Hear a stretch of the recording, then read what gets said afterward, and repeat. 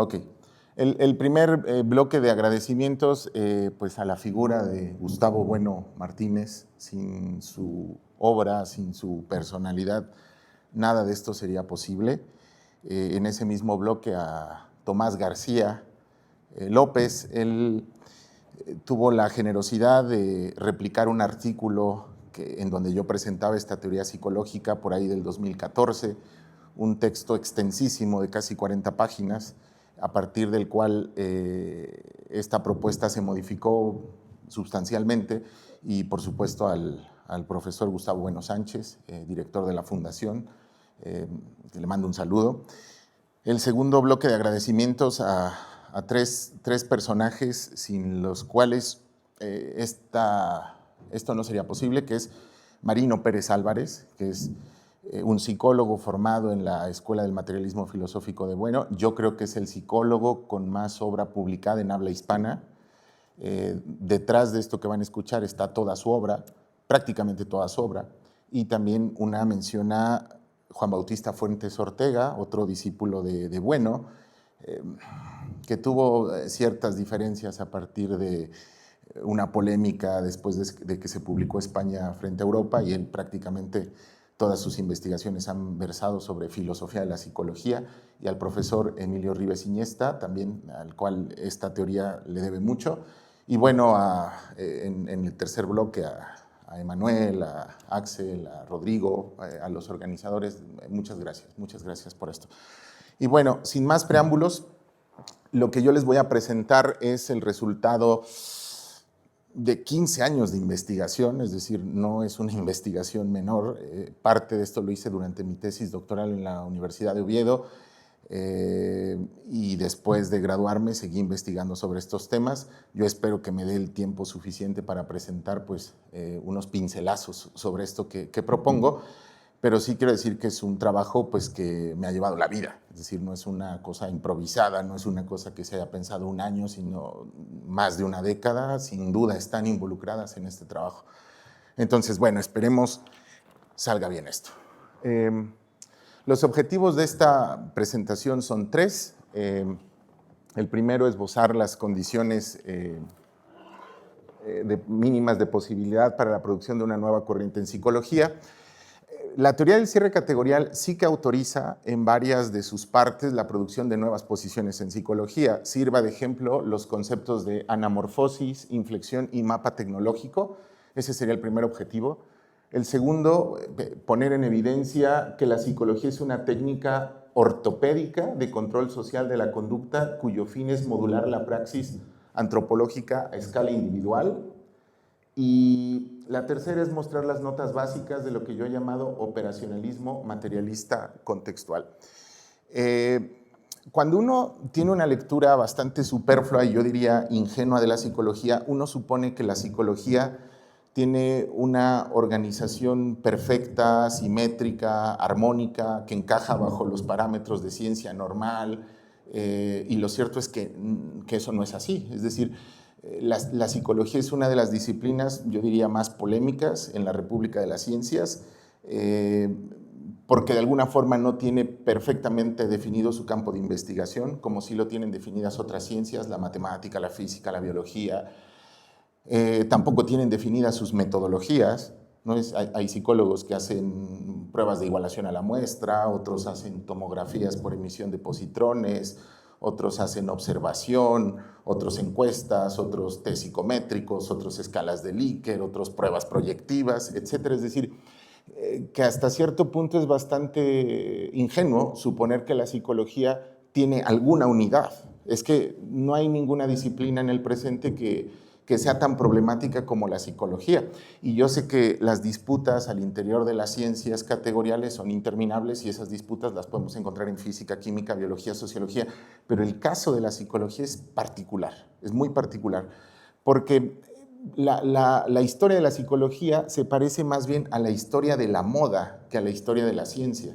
Es decir, cuando uno analiza cómo las corrientes psicológicas se van sucediendo unas de otras, cómo ciertos tópicos van siendo protagonistas en sus campos de investigación, uno no encuentra ninguna lógica, y la única lógica que uno encuentra es que es arbitrario.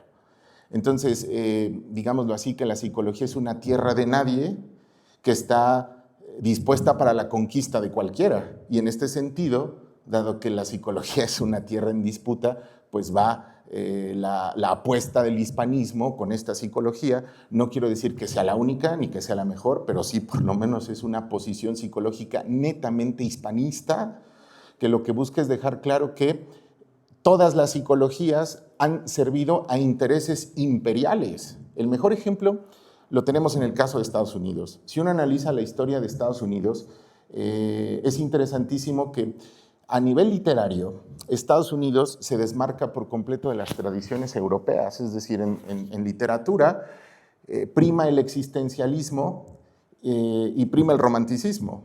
Y Estados Unidos, de alguna forma, lo que hace es fundar el trascendentalismo. Y el trascendentalismo en literatura, obviamente estas no son relaciones causales, pero sí que están coordinados estos fenómenos sociales, este trascendentalismo da lugar al pragmatismo filosófico. Por aquí ya nuestro colega Emanuel citó a William James, pero también está Sal Chandler Peirce y está John Dewey como ejemplos del pragmatismo norteamericano. Y el pragmatismo norteamericano da lugar al conductismo psicológico. Entonces, aunque no es una línea causal que se suceda ni temporal ni espacialmente, sí que a nivel pragmático y a nivel metodológico no podemos dejar de ver que hay una coordinación entre trascendentalismo, pragmatismo y conductismo psicológico. Y lo mismo pasa con otras tradiciones filosóficas. Por ejemplo, la razón pura germana, como la llama Juan Bautista Fuentes Ortega, sí que está asociada con el existencialismo, evidentemente con todas las modalidades de idealismo, pero también está asociada con el psicoanálisis. Es decir, el psicoanálisis representa, de alguna forma, una posición psicológica centroeuropea de carácter idealista, profundamente metafísico, que está haciendo estragos en las sociedades políticas contemporáneas. Y esto que voy a decir, en verdad es polémico, pero llevo muchos años pensarlo y hay que decirlo. Si el imperio español y el hispanismo de alguna forma no han logrado la eutaxia que merecen o la expansión que merecen, entre muchas otras cosas tiene que ver con que el hispanismo no posee una teoría psicológica propia. Y aquí lo que estoy diciendo es que evidentemente hay muchos psicólogos españoles importantísimos, pero de alguna forma estos psicólogos españoles o hispanistas siguen replicando modelos propios o del conductismo, o del psicoanálisis, o de la fenomenología, o del humanismo, o del conductismo, y no hay una psicología netamente hispana.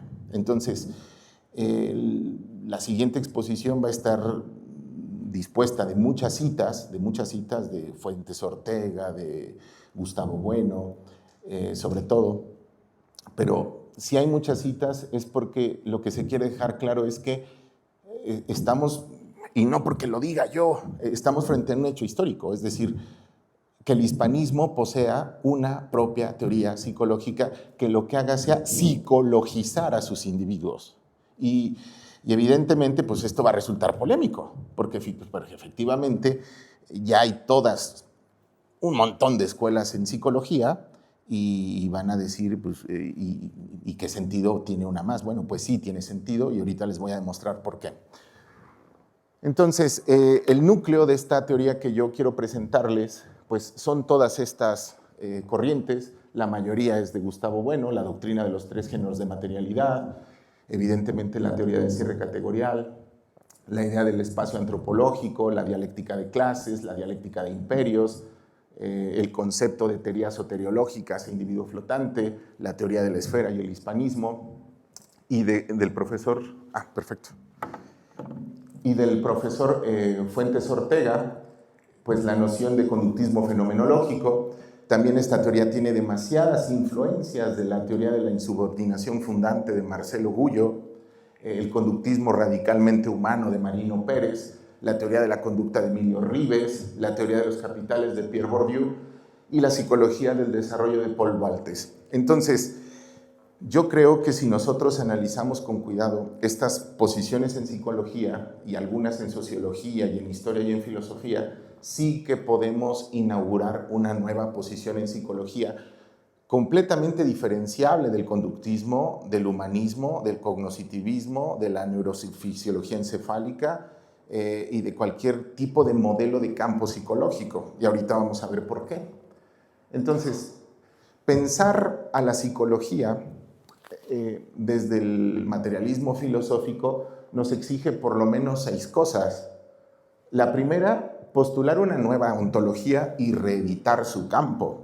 Es decir, como todos saben, la doctrina de los 3 géneros de materialidad lo que propone es que la realidad siempre se construye a escala operatoria, tiene una naturaleza histórica. Cuando uno quiere hacer análisis filosóficos profundos, uno tiene que evitar reduccionismos primogenéricos, reduccionismos segundogenéricos, reduccionismos terciogenéricos. Es decir, no se puede explicar la materia apelando solo al componente materialista vulgar, tampoco a los estados subjetivos internos, ni tampoco a las concepciones abstractas de carácter conceptual. Entonces, la doctrina de los 3 géneros de materialidad indefectiblemente nos obliga a reeditar el campo de investigación de la psicología. Y si ustedes miran a todas las psicologías realmente existentes, se van a dar cuenta que las mayorías tienen recaídas primogenéricas. En este sentido estamos hablando de las neurofisiologías encefálicas en todas sus modulaciones, citando a Bunge, neuronismo, modularismo y sistemismo. O sea cual sea la forma en la cual se entienda el cerebro, si nosotros consideramos al cerebro como epicentro de los procesos de aprendizaje, estamos llevando a cabo un reduccionismo primogenérico. Si nosotros entendemos los procesos psicológicos como procesos intrasomáticos, representacionales, perceptuales, estamos cayendo en reduccionismos segundogenéricos. Y si entendemos a los procesos psicológicos como expresiones de categorías históricas, sociales, políticas, antropológicas, estamos cayendo en reduccionismos terciogenéricos. Entonces, comprender a cabalidad la doctrina de los 3 géneros de materialidad indefectiblemente nos obliga a reeditar el campo de la psicología. Y hay que decirlo sin amagues, no hay ninguna psicología realmente existente que considere el campo psicológico como una concatenación de 3 géneros de materialidad. Y bueno, yo reto a cualquiera de los que estén aquí y a cualquier espectador que me muestre una psicología que considere a los 3 géneros de materialidad. Te vas a dar cuenta que no existe ninguna. Si acaso y tangencialmente Bonfenbrenner y sus modelos ecologistas o ecológicos o topológicos estarían cerca de esto, quizás Kurt Lewin, quizás Cantor, pero son excepciones y aunque ellos proponen modelos de campo, estos modelos de campo no los están conceptualizando desde la doctrina de los 3 géneros de materialidad. Identificar el estatuto gnoseológico de la psicología. O sea, para los más letrados en el materialismo filosófico, la psicología, ¿qué tipo de metodologías utiliza? ¿Utiliza metodologías alfa 1? ¿O utiliza metodologías 1 alfa 2? ¿O 2 alfa 2? ¿O 1 beta 1? ¿O 2 beta 1? ¿O metodologías beta 2? Es decir, que si nosotros mapeáramos todas las metodologías que utilizan las diferentes psicologías, nos encontraríamos que cada una parece ser que concibe el estatuto gnoseológico de la psicología de una forma muy distinta a la otra. Entonces, a diferencia de lo que pasa en física, química, matemáticas, biología, en donde sí que hay concurrencia de cursos operatorios, en psicología no solo no hay, sino que no habrá ni nunca ha habido. Sí, claro, esto es decir que la psicología, de alguna forma, bueno, yo doy clases en la Facultad de Psicología de la Universidad Veracruzana y soy como un paria ahí porque digo a todas luces la psicología no es una ciencia, ni quiere ser una ciencia, ni será una ciencia. Y si se postula que la psicología es una ciencia es porque no se tiene idea de las diferentes teorías científicas y de las diferentes formas de construcción operatoria real que tienen las ciencias incontrovertibles. Entonces, ese es otro gran desafío de la psicología si se piensa desde el punto de vista de la teoría del cierre categorial. Esto es interesantísimo.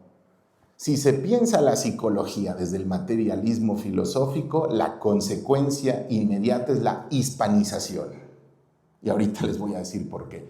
Tengo citas textuales que lo demuestran, y es que lo humano, y esto lo saben Emmanuel y y Axel mejor que nadie, lo humano es una categoría en disputa. Y lo humano no puede entenderse como clase distributiva, sino como clase atributiva. Y si se entiende lo humano como clase atributiva, entonces necesariamente se tiene que entender en función o bien de naciones políticas o bien de imperios. ¿Sí queda claro esto? Y entonces, si se entiende lo humano desde categorías histórico-antropológicas y sociales como imperios y naciones, necesariamente todo proceso de psicologización es una revisión de los componentes constitutivos de una nación o de un imperio. ¿Qué es lo que pasa? Que las perspectivas angloamericanas, en tanto modelos antropológicos, se colaron en el conductismo. Y entonces el modelo angloamericano, filtrado por el conductismo, está angloamericanizando a los individuos y los está deshispanizando. Y lo mismo ocurre con las psicologías de carácter fenomenológico, existencial, etcétera, etcétera, etcétera. Entonces, y esta es una tesis polémica que es una conclusión a la que he llegado quizás en los últimos 3 años, es que o la psicología tiene un tinte imperialista o nacionalista o no habrá psicología. Lo que pasa es que ninguna psicología lo dice explícitamente. Eso es lo más interesante de todo. Ninguna psicología te lo dice explícitamente. Y hay un hecho desde el punto de vista historiográfico bastante interesante. Todos los psicólogos empiezan con investigaciones de carácter experimental o metodológico. Todos intentan creer que existe una esencia humana y pretenden analizarlo experimentalmente. Y al final de sus días, en el cenit de sus carreras, empiezan a hacer estudios sobre antropología filosófica. Y el mejor ejemplo lo tenemos, por ejemplo, en Wilhelm Wundt. O sea, Wilhelm Wundt, en 1862, escribe Aportaciones a una teoría de la percepción sensorial. Es decir, Wilhelm Wundt, como todos saben, padre de la psicología científica experimental, está en los albores del siglo XIX. Su contexto sociológico-antropológico es el esplendor de la física y de la química y de la filosofía de la conciencia alemana, y de repente Wundt lo que quiere es analizar los procesos mentales de la misma forma en la que se analizan los procesos químicos. Y entonces sus experimentos tienen que ver con descomponer percepciones, de lo que nos habló un poquito Emanuel. Y al final de sus días, Wilhelm Wundt escribe Elemento para una psicología de los pueblos.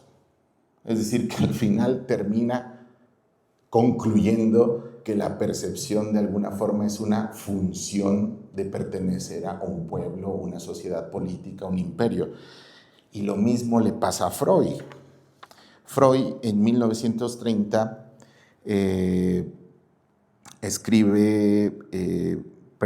1895 escribe Estudios sobre la histeria, un texto nuevamente con preocupaciones metodológicas, de investigación empírica, y ya también al final de sus días, o por lo menos en las partes más portentosas de su obra, escribe El malestar en la cultura.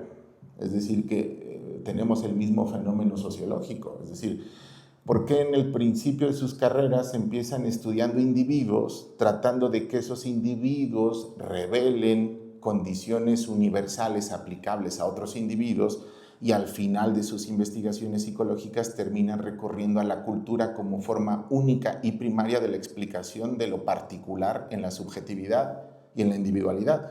Porque estos psicólogos se dan cuenta que no es posible pensar la individualidad ni la subjetividad al margen de la tradición histórico-antropológica en la que te estás formando. Y bueno, a Marino Pérez, pues, a nuestro querido Marino, pues de alguna forma le pasa lo mismo. Es decir, sus primeras obras, Médicos, Pacientes y Placebos, el factor psicológico en la curación, la publica en 1990, y este año, en el 2025, publica La sociedad vulnerable. Es decir, un texto ya prácticamente indistinguible de la antropología filosófica. ¿No les parece curioso entonces que todos los psicólogos más emblemáticos empiecen el principio de sus carreras preocupándose por cuestiones de investigación experimental y empírica de carácter positivo y al final de sus vidas terminen haciendo antropología filosófica? Pues es que la respuesta es obvia. La respuesta es obvia, es que no se puede comprender la individualidad al margen de los procesos histórico-culturales imperiales a partir de los cuales esta individualidad fue troquelada. Bueno, por eso es importante plantear la hispanización a escala psicológica. O se hace psicología hispana o los que hablamos español estaremos desprovistos de una tecnología y de una técnica ortopédica para modular nuestra conducta. Otra cosa a la que nos obliga la psicología desde el punto de vista del materialismo filosófico es a identificar las técnicas mundanas actuales de control psicológico. O sea, si hoy ya no nos controla en el mundo hispano ni la familia, ni la nación política, ni los valores morales universales, trascendentales, habrá que ver qué nos controla. Y lo que nos controla van a ser, pues, todos lo saben, ya ustedes sabrán qué controla su conducta y la conducta de los que están alrededor, pero les aseguro que no son los ideales que dieron sentido al hispanismo. Y también pensar a la psicología nos obliga a representar y sistematizar en una nueva corriente las formas de control psicológico, y esta forma de representarlo yo lo he llamado operacionalismo materialista contextual, que obviamente es una tautología y, lo digo abiertamente, tiene fines estrictamente publicitarios, ¿sí? Es decir, no se puede operar aquello que no es material, ya lo dijo Emmanuel en la conferencia anterior, y todo lo que es material necesariamente necesita un contexto de codeterminación. Pero si yo le ponía operacionalismo, psicología operacionalista, se iba a confundir con todas las psicologías operacionalistas de carácter conductual. Si le ponía psicología materialista, con todos los marxismos y las psicologías corporeístas vulgares, y se le ponía contextualismo, se iba a confundir con el contextualismo funcional, pues, de las terapias de tercera generación, de Stephen Hayes, etc. Entonces, el rótulo operacionalismo materialista contextual es el sello distintivo de la casa. Es decir, vamos a hacer una psicología que no sea netamente conductual, tampoco netamente contextual, ni tampoco netamente operacional, sino todo junto. Y ahorita les voy a decir cómo se llega a ese proceso.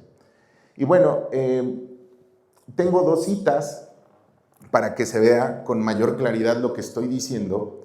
La primera cita es de George Candihem, es una cita célebre, famosísima, que dice: el estatuto de la psicología no está determinado de tal manera que se le deba tener por algo más y mejor que un empirismo compuesto, literalmente codificado para los fines de la enseñanza. En efecto, en numerosos trabajos se tiene la impresión de que mezclan una filosofía sin rigor, una ética sin exigencia y una medicina sin control. Filosofía sin rigor porque es ecléctica bajo el pretexto de la objetividad. Ética sin exigencia porque asocian experiencias etológicas en sí mismas sin crítica, la del confesor, la del educador, la del jefe, la del juez, etc. Y medicina sin control, ya que de las tres clases de enfermedades más ininteligibles y menos curables, las enfermedades de la piel y las enfermedades de los nervios, el estudio y el tratamiento de las dos últimas han proporcionado desde siempre a la psicología observaciones e hipótesis. Yo creo que esta célebre frase de Candihem retrata mejor que ninguna el estatuto de la psicología. Es decir, la psicología a veces actúa como actuaría una filosofía, a veces como actuaría una filosofía moral, a veces como actuaría una domesticación animal. El caso de los conductistas es impresionante. El psicólogo conductista, por lo menos el skinneriano, no encuentra diferencias entre animal y persona. De hecho, les llama por igual organismos. Por eso Marino Pérez se ha pronunciado muy recientemente y ha dicho por un conductismo radicalmente humano. Y lo que está diciendo Marino Pérez en un texto del 2023-2024 es que no tiene sentido hablar de psicología si uno no hace un corte cualitativo entre el animal y el humano. Y entonces a la zoología y a la etología se le encargará el estudio de la conducta animal y a la psicología el estudio de la conducta humana. Sin embargo, muchos conductistas no han descubierto esto. De hecho, uno de los libros más emblemáticos de Skinner se llama Conducta de los organismos, ¿no? Y entonces él analiza a ratas y palomas y le basta analizar ratas y palomas para creer que analiza a todos los organismos.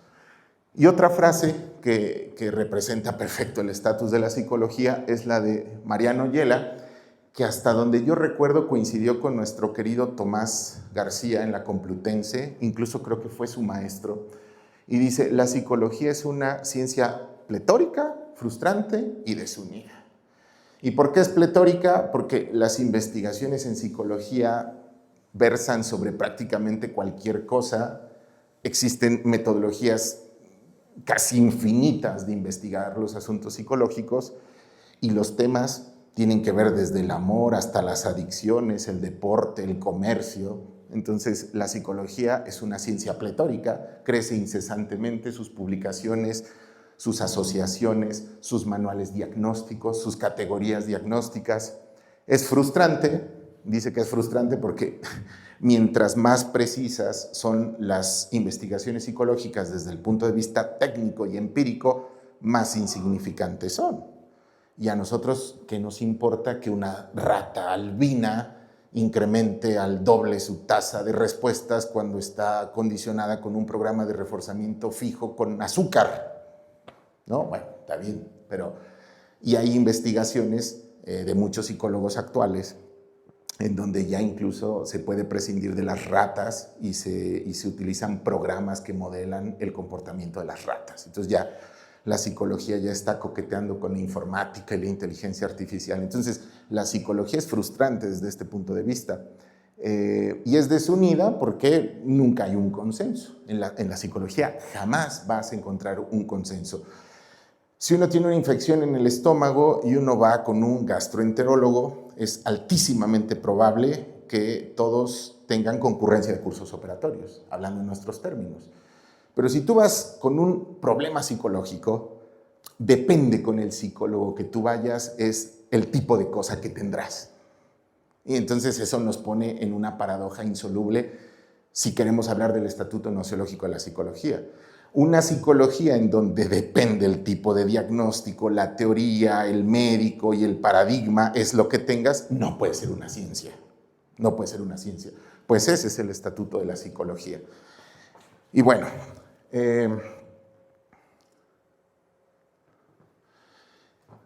y aquí quisiera citar a Fuentes Ortega en un texto bellísimo y fulminante que se llama El carácter equívoco de la institución psicológica.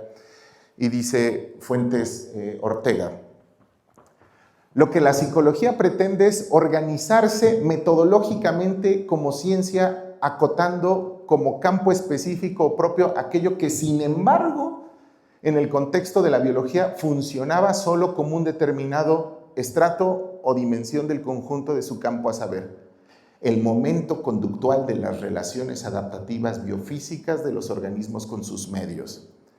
Pretensión esta, además, que supone poder tomar a sí mismo a ese momento conductual como un concepto con alcance universal respecto de todas las especies zoológicas dotadas de conducta, incluyendo precisamente dentro de dicho marco analógico a la acción humana, como si dicha acción humana, siempre socioculturalmente organizada y además a una escala, como veremos, específicamente antropológica, fuese susceptible de analogarse respecto de las diversas conductas de las diversas especies zoológicas en sus medios ecológicos. Es decir, las relaciones adaptativas funcionales de los organismos con sus medios ya estaban conceptualizadas temáticamente en el campo de la biología. Y la psicología, de la nada, dice, pues vamos a estudiar por separado, es decir, desentendido del contexto, desentendido de la propia biografía del individuo, desentendido de sus fines, lo que es su conducta. Y eso sería tan absurdo como querer estudiar, por ejemplo, los catetos en una facultad y la hipotenusa por otro, cuando lo que se quiere hacer es entender el teorema de Pitágoras. Es decir, el teorema de Pitágoras necesariamente tiene que entenderse a partir de la relación entre los cuadrados de los catetos y el cuadrado en la hipotenusa, y no tiene sentido estudiar en un lado los catetos y en otro las hipotenusas. Bueno, pues de alguna forma la psicología nace con un problema metodológico serio. ¿Cómo puedes estudiar la conducta de los organismos si esta conducta de los organismos se da en un espacio apotético, y este espacio apotético siempre está dado a la escala de un entorno bioecológico, histórico, lingüístico, de los cuales para poder dar cuenta de esa conducta necesitas previamente entender cómo son esos contextos? Entonces, la psicología desde sus orígenes de alguna forma tiene un nacimiento pues cuestionable desde el punto de vista nociológico. Y esto es lo interesante, fíjense. Puede que no hayan sido precisamente dichas cuestiones psicológicas internas al campo biológico las responsables de la cristalización de la psicología como institución disciplinar independiente, sino más bien ciertas demandas de control social históricamente determinadas a partir de las cuales fue cuajando un cuerpo de profesionales progresivamente especializados en tratarlas. Es decir, que lo que está detrás de la psicología es un deseo ferviente, incontrovertible, de controlar la conducta, ¿sí? Pero el control de esta conducta es un control con fines políticos. Eso es lo más interesante de todo. Es decir, no es un control de la conducta, vamos a decirlo, neutralizado desde un punto de vista antropológico o neutralizado desde un punto de vista económico, sino que cada posición en psicología siempre está defendiendo un proyecto civilizatorio. Esa es la clave de todo. Es decir, a cada psicología le corresponde un proyecto civilizatorio.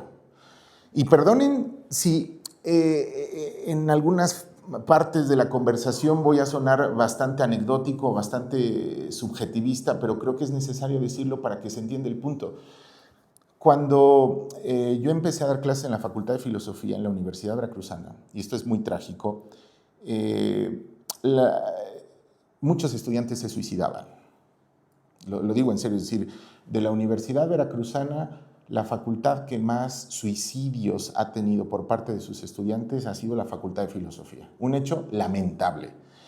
Y cuando yo empiezo a pensar la razón de esas problemáticas, encuentro siempre una constante.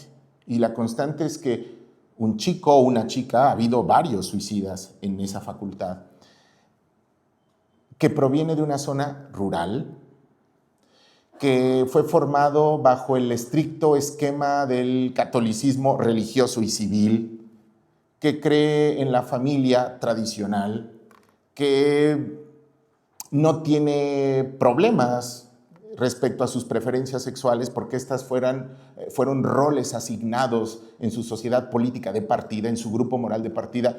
De repente llega a la Facultad de Filosofía, ojalá, bueno, espero que no se censure esto, encuentra un imbécil como Schopenhauer o Nietzsche, un adolescente filosófico, y de repente empieza a transformarse su percepción sobre lo que es la vida, la filosofía, lo bueno, lo malo, lo verdadero, lo bello, lo siniestro, al grado que hay suicidio. ¿Sí? Y ese patrón yo lo he visto recurrentemente en muchas facultades, y lo mismo pasa en la Facultad de Psicología. Es decir, que cuando tú estás expuesto a un proceso de troquelamiento filosófico, moral, político, psicológico, de una tradición distinta a la de tu grupo moral de partida, lo que viene es un conflicto psicológico severo que en casos límite puede llegar al suicidio. Por eso Juan Bautista Fuentes Ortega, discípulo de Bueno, al que he citado múltiples veces, dice: el conflicto de normas irresuelto personalmente es el origen de los problemas psicológicos. Es decir, cuando hay conflictos entre normas, ahí es donde los problemas psicológicos se van sistemáticamente agudizando. Entonces, imagínate un pobre individuo que viene de una familia tradicional, católica, que cree en la cultura del trabajo, que cree en la cultura del esfuerzo, porque así se formó una generación previa a la suya, que de repente se encuentre con el mundo mainstream, de las sociedades de libre mercado, de mercado pletórico, capitalista, consumista, etcétera, etcétera, pues obviamente lo que viene es un problema psicológico severo. Pero el problema psicológico es porque no sabe defender su tradición, y no solo no sabe defender su tradición, sino que no tiene las técnicas para evitar el proceso de retroquelamiento civilizatorio al que está expuesto. Y de alguna forma, pues esto es lo que busca hacer la psicología. Y esto ya lo digo a manera de anécdota personal, que evidentemente todos hemos tenido problemas en la vida. No sé, estoy pensando en lo que dice Karl Jasper: muertes, enfermedades, abandonos, traiciones. Esas son las situaciones límite de las que nos habla Karl Jasper. Y cuando yo había experimentado eso, pues resulta que, pues sí, lo digo abiertamente, ya no le alcanzaba al catolicismo civil ni religioso darme las estrategias resolutorias para salir de esos embrollos, pero tampoco a ninguna de las psicologías. Porque si yo acudía a alguna de esas psicologías, resulta que las psicologías que pretendían ayudarme, en realidad lo que estaban buscando era transformarme. Y entonces empiezo a darme cuenta que lo que le ha dado sentido al hispanismo y lo que le ha dado sentido al grupo moral de partida tiene que ser representado en una psicología, porque si no se representa en una psicología, aun cuando se ejercite, está condenado a morir. ¿Sí queda claro esto? Entonces, y esto lo saben ustedes, bueno, aquí estoy en la capital de México, pero los que tenemos la fortuna de venir de pueblos, de ranchos, nos damos cuenta que la vida del pueblo es completamente distinta a la ciudad, y que en la vida del pueblo hay arquetipos normativos que van figurando, troquelando, moldeando al individuo. Y que cuando este individuo tiene procesos migratorios a la ciudad, hay un proceso de retroquelamiento, pero ese proceso de retroquelamiento, por vivir en nuevos contextos histórico-antropológicos, generalmente tiene como consecuencia conflictos psicológicos. Y lo interesante aquí es que todas las otras psicologías que no son las hispanistas, que defienden a todos los proyectos civilizatorios que no son los hispanos, sí que tienen esas técnicas de pseudo-resolución de los conflictos, y el hispanismo no lo tiene. Entonces, ahí he visto un vacío desde el punto de vista de la historia de las ciencias que vale la pena cubrir. Pero en este punto quiero que se entienda que la razón de estudiar la conducta de los individuos desencajada de sus contextos formativos tiene un fin, yo diría, políticamente perverso. Es como si a la marioneta la hicieras creer que nunca está siendo movida por hilos, y que hicieras creer a la marioneta que se mueve por propia cuenta. Pues es que menudo timo le has hecho creer a la pobre marioneta. Pues lo mismo pasa con la psicología.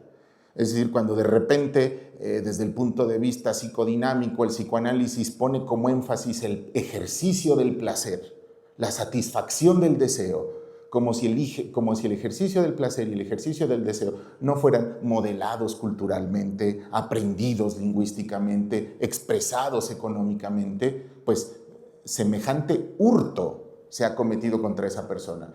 Yo les recomiendo aquí el libro de Juan Bautista Fuentes Ortega que se llama La impostura freudiana. Es un libro que degolla por completo al psicoanálisis. Y el argumento fundamental de ese libro es el siguiente: el torpe de Freud cree que la norma es opresiva. Y si tú analizas toda la obra freudiana, y quien tenga contacto con psicoanalistas o haya leído algo de Freud, se va a dar cuenta que el enemigo natural del freudismo es la norma, porque la norma reprime. Y lo que reprime genera malestar. Y lo que dice Fuentes Ortega maravillosamente es que la norma no es un principio de partida, es un principio de llegada. Es decir, que los individuos crean normas porque las normas en el fondo son procesos civilizatorios cooperatorios, y cuando tú rompes la norma, lo que rompes es ese proceso colaborativo al cual se llegó después de múltiples disputas. Por lo tanto, la norma se respeta, porque si no se respeta, lo que estás haciendo es abrir el paso a un nuevo proceso civilizatorio. Entonces, no hay que romper las normas, hay que defender las normas. Pero, ¿qué psicología te dice eso? ¿Qué psicólogo te va a decir, oye, no quieres tener problemas, no romper las normas, ajústate a las normas? A menudo psicólogo serás tú, porque el psicólogo buena ondita va terminando me diciendo que todo aquello que me oprime por definición es malo. Y si uno no tiene la suficiente pericia cognitiva para entender que es una trampa, que lo que quiere hacer este psicólogo es quitar un proceso civilizatorio en el cual fuiste formado para imponer otro que favorezca sus intereses y no los tuyos ni los de tu grupo moral de partida, pues el hurto se ha cometido. El hurto se ha cometido. Y 3 veces maldito sea Freud. ¿Por qué? Porque lo que hace Freud es tomar un modelo de sociedad. ¿Cuál modelo de sociedad? La sociedad acaudalada, burguesa, de principios de siglo de Viena. Pero no cualquier sociedad acaudalada, una sociedad en donde hay abuso sexual infantil de los padres y de los familiares a los niños. Y ese tipo de sociedad hace que Freud postule que los niños tienen sexualidad primaria. El niño es un sujeto que puede desear sexualmente, sí, porque fue violado. Y tú estás tomando ese modelo único de sociedad, una sociedad completamente corrompida desde dentro, para decir que todos los seres humanos tienen sexualidad y que esta sexualidad es la fuente de todas sus conductas. No tiene sentido, no tiene sentido. Bueno, pues hoy el psicoanálisis ya hasta tiene serie en Netflix, ¿no? Ya Freud tiene serie. Es decir, que el psicoanálisis es perfectamente popular porque lo que hace es promover un modelo civilizatorio, evidentemente en contra del hispanismo y evidentemente en contra de cualquier forma de nacionalismo. Pero quiero que se vea la otra cara de la moneda. Y entonces, el hispanismo, con lo que esto representa, no posee una psicología. Bueno, seguimos. Ojo con esto.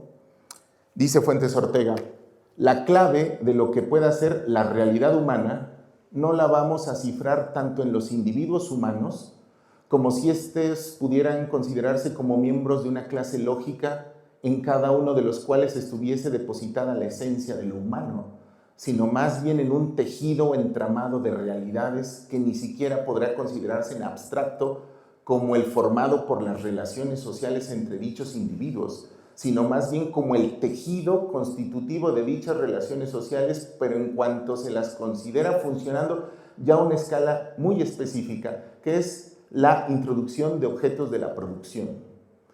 El hombre en general, dice Gustavo Bueno, en España no es un mito, el hombre en general es una mera formalidad, cuya materia solo puede adquirirla a partir de sus determinaciones, no ya históricas, sino histórico-universales, es decir, a partir de las determinaciones o modos de hombre que han ido conformándose en la sucesión de los grandes imperios. Dicho en una palabra, no se puede tener un acceso positivo a lo humano fuera de las categorías nación e imperio. Y aquí, bueno, y obviamente lengua materna. Entonces, la pregunta aquí sería, si todos los procesos a los que hemos estado sometidos como procesos de retroquelamiento psicológico han sido procesos que han estado a favor de nuestra comunidad moral de partida, a favor de nuestra lengua materna y a favor de nuestro proyecto civilizatorio, que nuestro proyecto civilizatorio es el hispano. No es el proyecto civilizatorio afrancesado a la Deleuze, Guattari y Derrida, en donde todo tiene que deconstruirse.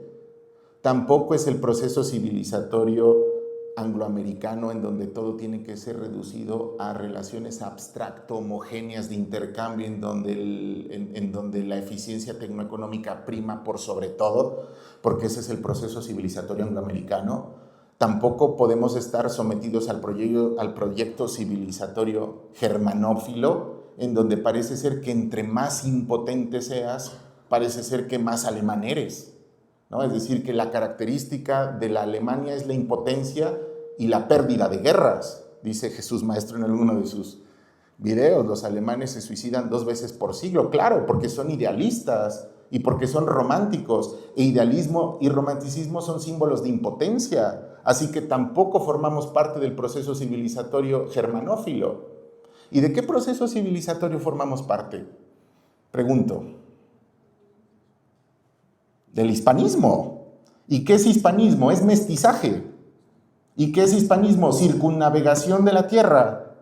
¿Y qué es hispanismo? Catolicismo civil y catolicismo religioso. ¿Y qué es hispanismo? Jerarquías, racionalización. Bueno, ¿qué psicología tiene esos elementos? Ninguna. ¿vale? Y perdón la elocuencia y efervescencia, pero cuando pienso estos temas, al final descubro que España es demasiado íntegra y demasiado noble como para no hacer una psicología, porque hacer psicología significa jugar chueco, y España no juega chueco. ¿Me explico? Es decir, que España sabe que tiene filosofía moral, que tiene escolástica, y que bastaría la escolástica y la filosofía moral y el materialismo filosófico para que las personas puedan regular su vida. Pero si esto no tiene una traducción a escala psicológica, este hispanismo corre peligro de muerte. Entonces necesitamos hacer una traducción de este hispanismo a la escala psicológica. Ahora, y aquí vamos a ser pues muy claros, muy claros. Ojo con esto, ojo con esto. La psicología es esto, la psicología es una praxis. La psicología tiene el menos estatuto de cientificidad que pueda tener una ciencia categorial. La psicología puede ser comparada con la ingeniería y puede ser comparada con la jurisprudencia. Es decir, no hay una necesidad lógica, no hay una necesidad de desvelar las junturas naturales. La psicología simplemente es una técnica de control social que va a ir modulando según ciertas demandas contextuales, situacionales. Y esto lo dice muy claramente Bueno en el texto en torno al concepto de ciencias humanas. Dice, bueno, el estado beta 2 finalmente será alcanzado por las ciencias cuyas operaciones se consideren como sustancialmente idénticas, continuas a las operaciones del campo nociológico de estas ciencias. Es decir, en las ciencias que utilizan metodologías beta 2, hay una identificación sustancial entre las operaciones del sujeto nociológico, que en este caso es el psicólogo, y el sujeto temático, que en este caso es el paciente. Es decir, paciente y psicólogo en las ciencias beta 2 se desdibujan. Entonces, en este sentido, hay que decirlo abiertamente, ¿qué es el operacionalismo materialista contextual? La representación de mi vida. En tanto que psicólogo que está demarcando un campo de investigación que define nuevas fronteras para la psicología, no puedo ser tan arrogante y decir que mi propuesta en psicología va a tener un estatuto semejante a la cientificidad natural, como la cientificidad alfa 1, o que va a tener un estatuto como la cientificidad alfa 2, como el estructuralismo, ¿no? Simplemente es una técnica, de alguna forma, que me ha permitido orientarme en los debates y en las desavenencias de la vida. Ahora, yo creo que vamos a saltar esto, porque lo que a mí me gustaría es dejar claro que la psicología va teniendo diferentes matices a lo largo de la historia, porque va tratando con diferentes tipos de individuos. Y estos tipos diferentes de individuos que se van dando de manera diferencial en las distintas etapas de la historia requiere diferentes tratamientos psicológicos. Por ejemplo, el psicoanálisis. ¿Por qué el psicoanálisis surge a finales del 19 y principios del Viena? A finales del 19 y principios del 20, ¿y por qué surge en Viena? ¿Por qué no surge en Estados Unidos y por qué no surge en 1960? Pues la razón es simple, porque Viena es la sociedad más represora de esa época, pero al mismo tiempo en Viena se están sentando las bases de lo que será el liberalismo económico. Entonces tienes dos situaciones objetivas desde el punto de vista histórico-antropológico, que es una sociedad culturalmente reprimida, y tienes la emergencia de un nuevo modelo económico. ¿Qué es lo que hace Freud? Lo que hace Freud es poner un puente entre estas dos necesidades humanas, es decir, personas que tienen que dejar de ser reprimidas, porque si son reprimidas se ralentiza el consumo, y entonces el freudismo de alguna forma es la clave de bóveda para que surja toda la sociedad cosmopolita, megalómana, narcisista, consumista, que luego tendrá sentido a principios del siglo XX en Estados Unidos a partir del conductismo. Entonces, en el conductismo, acuérdense de esto, el conductismo surge en Estados Unidos, pero surge entre 1920, 30, 40 y 50, que es curiosamente el momento histórico en el cual Estados Unidos está en pujanza y en disputa económica contra Inglaterra y Alemania. Claro que en ese momento no tiene sentido ver las grandes capacidades humanas. Al hombre hay que verlo como rata o como paloma, que tiene conductas en función del premio y el castigo. Estados Unidos no puede tomarse el tiempo de penetrar en las condiciones humanas más características de la sociedad norteamericana, porque si hace eso, pierde la guerra. Entonces, por eso el conductismo tiene como primer analogado a la rata y a la paloma. ¿Y no les parece curioso que también en el Estados Unidos de posguerra y en la Alemania de posguerra surge el humanismo psicológico? Viktor Frankl, el hombre en busca de sentido, Abraham Maslow, Carl Rogers, la sociedad del bienestar. Entonces, si ustedes leen con cuidado la historia de la psicología y leen con cuidado las diferentes posiciones en psicología, se van a dar cuenta que cada posición en psicología está construyendo la técnica pseudo-resolutoria del conflicto moral, político y económico que experimenta el individuo característico de su época. ¿Sí? Entonces, y alguien puede decir, oiga, pero si lo que usted dice es cierto, ¿por qué actualmente sigue funcionando el psicoanálisis? ¿Y por qué actualmente sigue funcionando el conductismo? ¿Y por qué actualmente sigue funcionando el humanismo? Pues la respuesta es muy sencilla, porque esos lugares en los cuales funcionan estas corrientes son funcionalmente analogables a las sociedades en donde surgió en principio esta corriente psicológica. Por ahí en el público, si tienen un amigo al cual le gusta mucho el psicoanálisis, les juego mi mano a que este chico viene de una familia muy represora, de una sociedad muy represora, y el psicoanálisis le representa esa forma de avalentonarse para romper las normas. ¿Por qué? Porque este tipo de posición en psicología funciona en ciertos contextos normativos y funciona con ciertos tipos individuales. Y ahora, si seguimos este argumento, nosotros tendríamos que decir, bueno, ¿y cuál es el individuo contemporáneo? El individuo contemporáneo encaja perfectamente en lo que ya don Gustavo Bueno calificaba en psicoanalistas y epicúreos como el individuo flotante. Lo que pasa es que esta figura antropológica del individuo flotante ha tenido diferentes rostros a lo largo de la historia. Es decir, los primeros individuos flotantes fueron los epicúreos. En el Renacimiento también surge otra camada de individuos flotantes.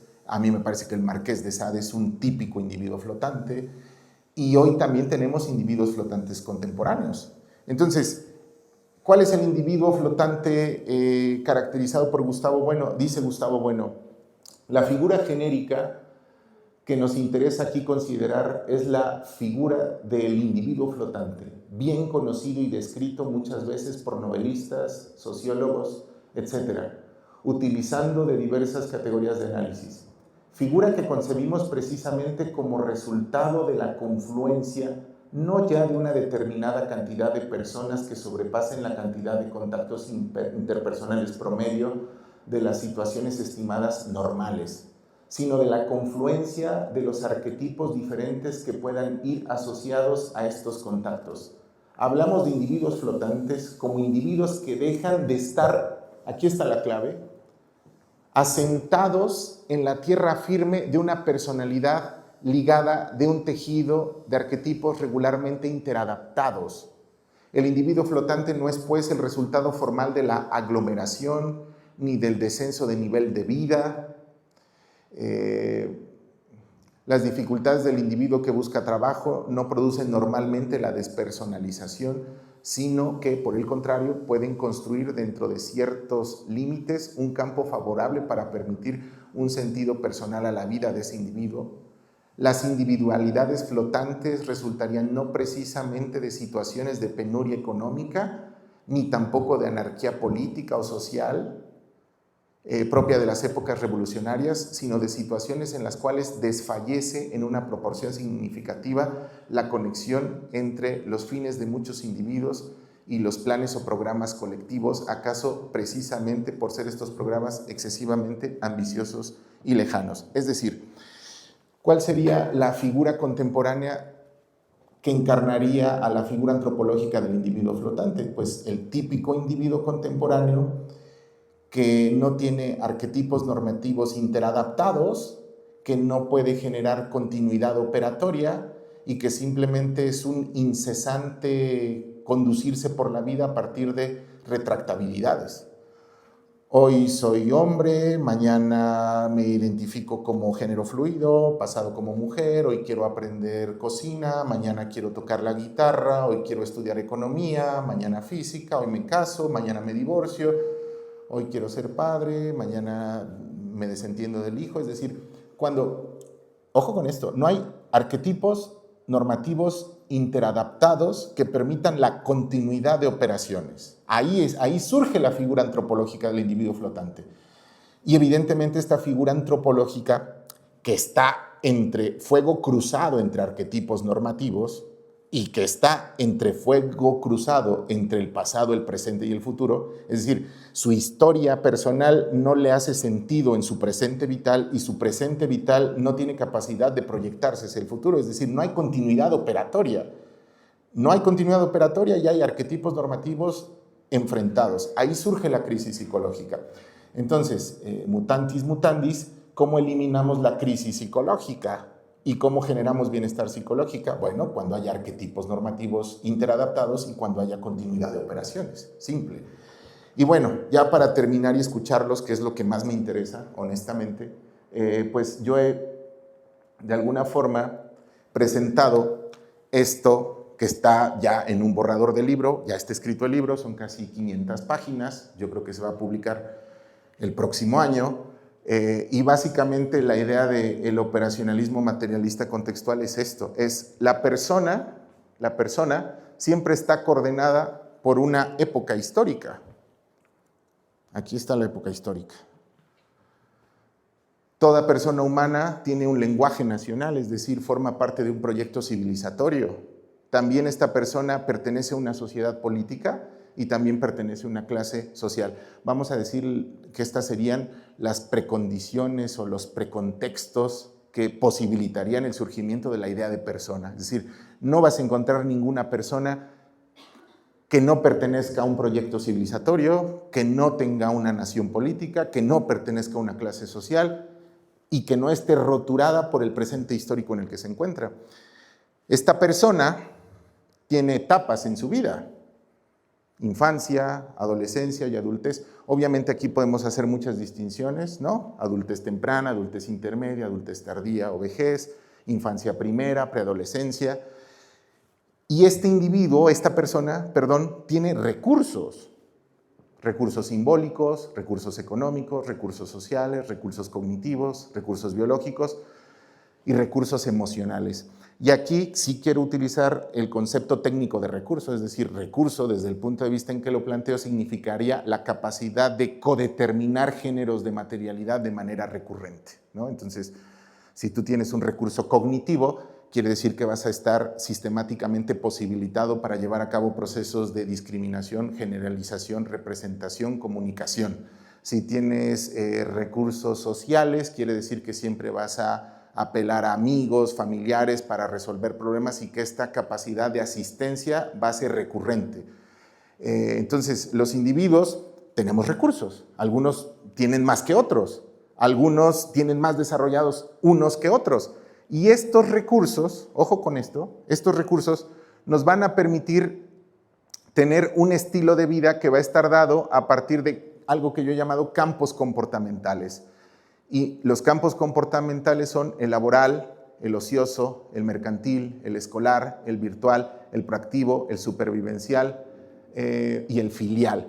¿Qué quiere decir esto? Que nuestras operaciones no se dan en el vacío, las operaciones no se dan ex nihilo, las operaciones siempre se dan en un campo de contingencias o en un campo comportamental, en donde ese campo comportamental tiene una norma de articulación. Y la clave para poder ser pertinente en ese campo es descubrir la norma de articulación. ¿Dónde están la mayor parte de los problemas psicológicos? Uno, cuando las personas no pueden transitar entre las etapas de la vida, es decir, el niño, o el adolescente que se comporta como niño, o el adulto que se comporta como adolescente, o cuando no podemos transitar en los diferentes campos comportamentales, es decir, cuando el jefe de la empresa, que es exitoso en el campo mercantil, resulta que trata a sus hijos como si fueran peones o como si fueran secretarias, es decir, que no sabe distinguir que el campo comportamental filial tiene una norma de articulación radicalmente distinta al campo comportamental mercantil, por ejemplo, o el que, ojo con esto, los que son universitarios lo entienden perfecto, aquel que no entiende que el campo comportamental ocioso tiene otra estructura morfológica que el campo comportamental escolar. Ha habido estudiantes que llegan a clase y les pregunto, ¿cómo quieres que sea la clase? Y lo primero que dice es divertida. Le digo, saque sus cosas del salón y dése de baja de la materia. Esta persona está perdida. La escuela no es un campo comportamental ocioso. La escuela es un campo comportamental escolar. Tiene reglas de articulación, formas de estructuración, criterios de logro. Y los problemas psicológicos tienen que ver cuando las personas no pueden distinguir los diferentes campos comportamentales. Y entonces sus operaciones características o exitosas en el campo comportamental escolar las quieren llevar al campo comportamental filial. O las operaciones que son altamente exitosas en el virtual la quieren llevar al proactivo. Y bueno, si un individuo tiene la capacidad de combinar estos recursos, por eso yo les decía que este proyecto está altamente influenciado por Pierre Bourdieu, este sociólogo francés, ni modo. Habría querido no citar a ningún autor francés, pero pues es lo que hay. Dice Pierre Bourdieu, y aquí los sociólogos lo saben mejor que yo, la persona se coloca en los mejores o peores espacios sociales en función de la suma de sus capitales. Bourdieu le llama capitales. Puedes tener capital económico, social, simbólico, yo le llamo recursos, y de alguna forma reincorporo esta teoría a mi sistema.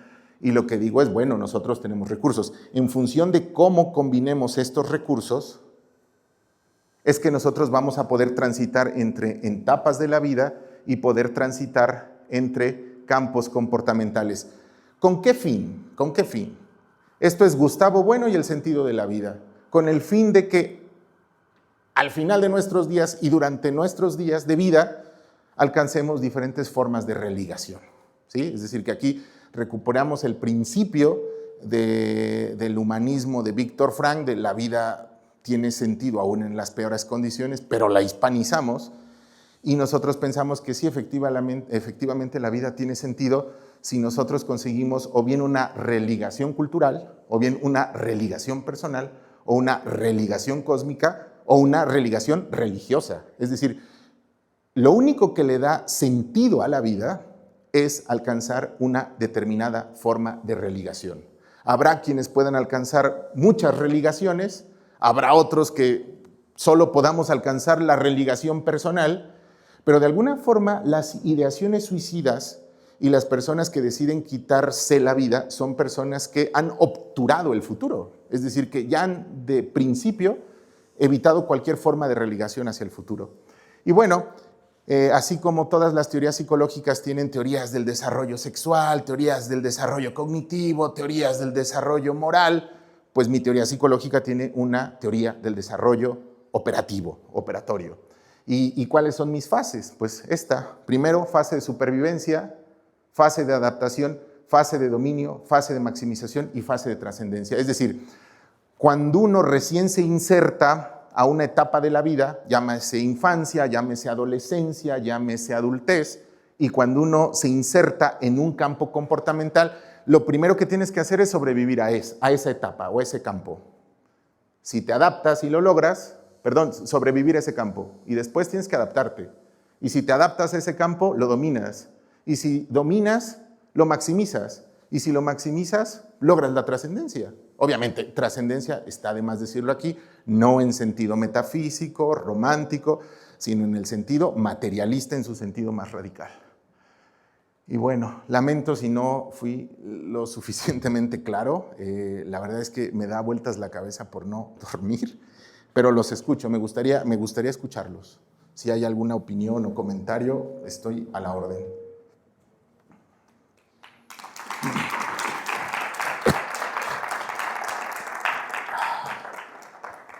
Bien, de acuerdo con la conferencia pasada, va a haber un pequeño coloquio. Entonces, ¿alguien tiene un comentario o alguna pregunta? Primero agradecerte por la plática, muy interesante. Ah, hay algo en específico que me saltó, digo, yo no tengo el background en psicología, entonces no podría opinar de mucho, o sea, tendría que leer bastante, No no solo de importa. tu trabajo, sino de trabajo de psicólogos, Ok. para poder entenderlo a mayor profundidad. Pero en específico sobre el materialismo hay una cosa que me saltó, que no sé si fue a propósito o fue una manera de hablar en el momento de dar la plática. Esto de troquelar al individuo. Gustavo Bueno, en Ensayos Materialistas, normalmente cuando está hablando de este dualismo entre materia y forma, lo concibe como un molde, ¿no? Y esto es algo que se me acaba de venir a la cabeza, entonces no lo tengo como bien formado, pero me puede remitir justamente como a las operaciones de las artes visuales. Sí. Y pues hay diferentes maneras de dar una forma, ¿no? O sea, podría ser como la pintura o el dibujo, que es como delimitando formas, delimitando luces y sombras, colores. Como también podría ser la escultura de dos formas, que podría ser el tallar justamente, como podría ser en el mármol, o podría ser como en la arcilla, ¿no? Que también las manos o las herramientas sirven de alguna forma justamente para modelar, ¿no? Como una especie de molde. Entonces, no estoy muy seguro si eso fue a propósito o sea, conforme a lo que nos estás presentando, o fue una simple manera de hablar en el momento para poder expresarte. Con ¿no? Sí. Sí, no, excelente observación. O sea, a ver, esta es la polémica que yo tenía con mi queridísimo Tomás García. Tomás García dice, y les pido que se echen la polémica, está interesante. Dice, lo que tú pretendes es hacer una reducción de la filosofía moral al plano psicológico. Claro, mi intención no es hacer filosofía moral, ni tampoco es hacer filosofía de la ciencia, ni tampoco es hacer ontología. Lo que yo quiero hacer es psicología, y la psicología es control de conducta. Entonces, y lo dices muy bien, o sea, cuando hablo de troquelar al individuo, estoy hablando al nivel que nos habló Emmanuel, es decir, podemos modelar las percepciones de los individuos. ¿Qué es el efecto Kuresov? El efecto Kuresov tú seguramente lo conoces, son maneras de modelar las percepciones. Y uno puede modelar o troquelar al individuo desde cómo percibe el entorno, hasta cómo lo nombra, hasta cómo opera en él y hasta cuál es su perspectiva sobre el futuro. Eso es hacer psicología. ¿Es inmoral? Bueno, es que si no, no existiría la psicología. Ahora, otra cosa interesante que quiero dejarles claro aquí, y pido que se lea con este ojo qué es la filosofía de Gustavo Bueno. Es decir, yo no busco a la filosofía, yo me encuentro con problemas, con discontinuidades, con contradicciones que exigen el pensamiento filosófico. Hace poco a mí me hicieron un robo muy grande en la universidad, clonaron mis tarjetas, etc. Y me amenazaron. Y entonces tú no puedes probar en juicio que hubo una amenaza significativa hasta que no haya un, ¿qué crees?, perito psicológico que justifique que tú estás afectado personalmente. La pregunta es, ¿qué enfoque tiene ese psicólogo? Pues ya nos fregamos si es freudiano. ¿Sí queda claro esto? Cuando un niño tiene problemas de conducta, no lo llevan al departamento de filosofía moral, ni lo llevan al departamento de ontología, ni lo llevan al departamento de la filosofía de la ciencia, lo llevan al departamento de psicopedagogía. Y ahí mundanamente hacen uso de presupuestos psicológicos pésimamente construidos, pero la psicología ya tiene una función social predominante en la sociedad contemporánea y es un lugar vacío que el hispanismo no ha ocupado y tiene que ocupar. Y ojalá esto lo vea Marcelo Gullo y Armesilla, porque estamos en la misma línea, es decir, que una pieza clave del materialismo político y una pieza clave de la hispanización es la producción de una nueva posición en psicología. Entonces, claro, hay que echar todas las cartas a la mesa, es decir, que cuando hablamos de troquelamiento del individuo, se dice banda de guerra, no se dice marching band, y se dice novio, no se dice crush. Y de alguna forma tiene que ver con que el hispanismo ha perdido la fineza, la finura de ir troquelando a sus propios individuos, porque de alguna forma el trono y la espada ya no son modelos troqueladores de hispanistas. Y entonces, ¿quién va a troquelar eso? Bueno, entonces, ahora, llevo 17 años dando clases en universidad y es impresionante, ojalá esto no se vea, pero bueno. Pues estoy contra la ideología de género, estoy contra la defensa de los derechos humanos, estoy contra la inclusión. Y cada vez que mis alumnos entran a clase, dejan de creer en los derechos humanos, la equidad de género, el feminismo. ¿Los está usted troquelando? Sí. Eso es psicología. Lo que pasa es que yo soy honesto porque soy hispano. Es que eso es psicología. Skinner nunca le dijo de cara a las personas, te quiero ver como rata y paloma. Lo que dijo es, vamos a analizar las relaciones funcionales de los organismos animales en su medio ecológico para abstraer sus relaciones y poder... ¿Sí? ¿Me explico? Es decir, sí, no fue una palabra, no fue un lapsus, fue una palabra intencional. El hispanismo tiene que ser troquelador de hispanistas en todos los ámbitos de la existencia, desde la percepción hasta los fines morales que persiguen los individuos que forman parte de este proyecto civilizatorio, ¿sí? Y es la comunidad universal virtualmente recurrente y limitada de la que nos habla Fuentes Ortega. Es el mestizaje y es la cristianización, como una de las plataformas básicas del hispanismo, que ha dado lugar al español como lenguaje. Y bueno, ya no me dio más tiempo, pero tenemos la Escuela de Traductores de Toledo, la Escuela de Salamanca, la Circunnavegación, el Quijote. O sea, hay todo una, vamos a decirlo, una hispanósfera que necesita ser traducida a escala psicológica. ¿Vale?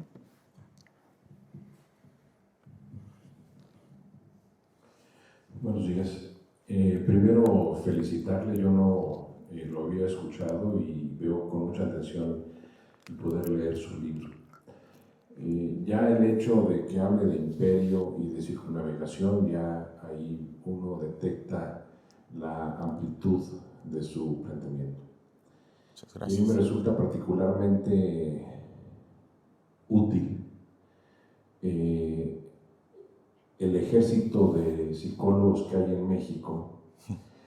Si usted nota en programas de radio matutinos, de televisión, etc., yo creo que nunca he visto que tengan invitados a filósofos, matemáticos, astrónomos.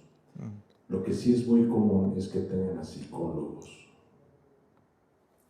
Sí. Entonces me parece de particular importancia que esta teoría sea entendida, sea comprendida por ese ejército de psicólogos hispanos. Sí.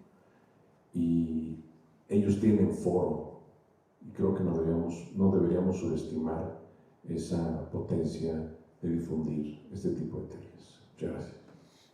Muchas gracias. Valoro mucho sus palabras, mucho sus palabras. ¿Alguien más?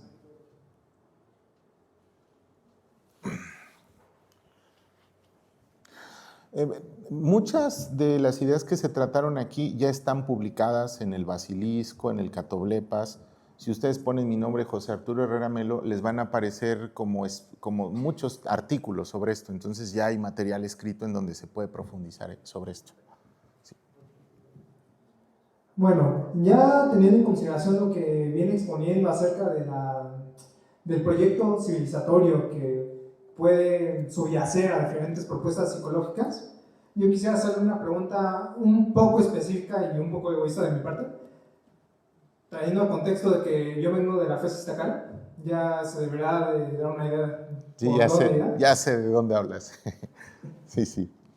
Entonces, pues, vengo de un contexto bastante derrotista de que se trae el discurso de que el conductismo está como que en decadencia ante el eclecticismo que está en auge ahí. Sí. Y yo ahí me traigo la pregunta de ¿el interconductismo sigue trayendo el mismo proyecto civilizatorio de Estados Unidos? Claro. ¿Y cómo se ha expresado ahora en el contexto mexicano? En específico, si dicha analogía de las problemáticas en Estados Unidos ha llevado a las limitaciones a la hora de la derivación tecnológica que dicha corriente ha tenido a la hora de realizar, ¿cómo lo diría? Sí, a la hora de expresar, a la hora de manifestar tecnologías de manera muy puntual, poco sistemática y en ámbitos, ahora sí, campos comportamentales, como creo que usted lo expresaría, muy, muy acotados. A ver si entiendo más o menos la inquietud. Por ejemplo, hay situaciones sociales en Estados Unidos que todavía, por fortuna, no vemos en México. Por ejemplo, en México todavía no sales a la calle y ves a personas muriéndose porque se inyectaron fentanilo, por ejemplo, ¿no? En México todavía no está normalizado que las personas de clase baja, media, vivan en sus automóviles y se bañen en los McDonald's, ¿no? Es decir, en Estados Unidos, en México todavía no está normalizado que un adolescente, un incel, del que hablábamos con Axel por ahí la otra vez, agarre una pistola y mate a sus compañeros. ¿Por qué nosotros no en México vemos eso y en Estados Unidos sí? Por el hispanismo. Ya, así de simple, por el hispanismo. Lo poco que nos queda de hispanismo hace que de alguna forma nosotros no caigamos en esos problemas. Y efectivamente, ¿cuáles son las consecuencias últimas a nivel pragmático y a nivel antropológico de llevar el conductismo a sus últimas consecuencias? Que desdibujas la idea de persona, desdibujas la idea de comunidad y desdibujas la idea de entorno. Y aquí cito a Juan Bautista Fuentes Ortega. Todo es susceptible de analogarse a una relación abstracto, homogénea, intercambiable. Y eso es lo que estamos viendo en Estados Unidos. Es decir, Estados Unidos, pues sí, bueno, prácticas psicológicas que me da mucha pena, ¿no? Los centros de atención psicológica están dando oxicodona a los adictos, ¿no? Con tal de que tengan espacios seguros para llevar a cabo sus conductas destructivas, ¿no? ¿Por qué? Porque a ver, lo que está detrás del conductismo, incluso en el interconductismo de Cantor, Emilio Rives, Joseph Roca y Balach, sigue siendo el modelo de psicología positivista, abstracta, homogénea. Y ojo, te doy una clave. Si los interconductistas siguen diciendo dos cosas falsísimas, que la psicología es una ciencia natural que puede analizar por igual el comportamiento de organismos animales y humanos, lo cual es falso porque se cambia el referente. Entonces, ¿cuál es el referente de una ciencia? ¿O el animal o el humano? Ah, no, pues es que nosotros no estudiamos ni al animal ni al humano, estudiamos las interacciones de los organismos con el ambiente. Otra vez me cambiaste de referente, no dijiste que era el animal y luego dices que el hombre y luego dices que las abstracciones y entonces los interconductistas han caído en la ridiculez de decir que el campo de investigación de la psicología son las interacciones, pero las interacciones son abstracciones. Entonces, ¿el campo de investigación de la psicología es una abstracción? Pues no decías que era una ciencia natural, porque quien estudia las abstracciones son las ciencias formales, como la matemática y la lógica. Y entonces se les cae el teatrito a los conductistas. Porque entonces, si tú no tienes suficiente pericia cognitiva y argumentativa, te tragas el cuento de que la psicología es una ciencia natural, que el referente de la psicología es el animal y el hombre, y te tragas el cuento de que el campo de investigación es la interacción. Pero, ¿cuál es el estatuto ontológico de la interacción? Es una abstracción. Y si es una abstracción, entonces no es ciencia natural. Entonces, por ahí va el asunto, ¿sabes? Muchas gracias.